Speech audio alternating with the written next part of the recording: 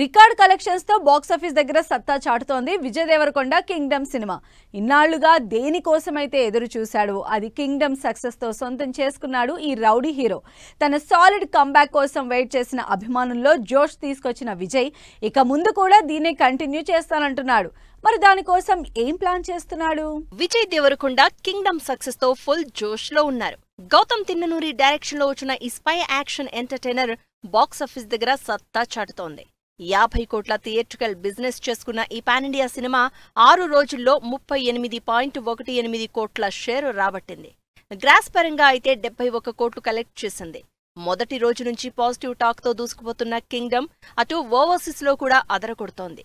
దీంతో వరుస ఫెయిల్యూర్స్ తర్వాత కింగ్డమ్ తో సక్సెస్ చూసిన విజయ్ నెక్స్ట్ ప్రాజెక్ట్ గా ఏం సినిమా పట్టాలెక్కిస్తారని ఎదురు చూస్తున్నారు rowdy boys.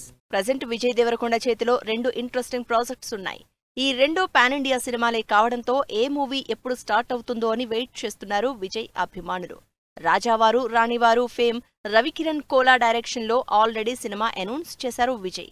Rowdy Janardhana title ప్రచారంలో ఉన్న ఈ సినిమాని దిల్ రాజు ప్రొడ్యూస్ చేస్తున్నారు. శ్రీ వెంకటేశ్వర క్రియేషన్స్ బ్యానర్ పై 59వ సినిమాగా తెరకెక్కబోయే ఈ సినిమా పోస్టర్ క్యూరియాసిటీ పెంచేసింది. రాయలసీమ బ్యాక్ డ్రాప్ లో సినిమా కథాంశం ఉన్నట్లు సమాచారం. దిల్ రాజు బ్యానర్ తో పాటు మైత్రి బ్యానర్ లోనూ మరో పాన్ ఇండియా ప్రాజెక్ట్ విజయ్ చేతిలో ఉంది. తనతో టాక్సీవాలా సినిమా చేసిన రాహుల్ సాంకృత్యన్ డైరెక్షన్ లో ఈ సినిమా చేస్తున్నారు విజయ్. రాహుల్ సాంకృత్యన్ డైరెక్షన్ లో వచ్చిన శ్యామ్ సింగరాయ్ సూపర్ హిట్ కావడంతో విజయ్ కోసం ఎటువంటి స్టోరీని రెడీ చేశారు అని ఎగ్జైట్ అవుతున్నారు రౌడీ బాయ్స్.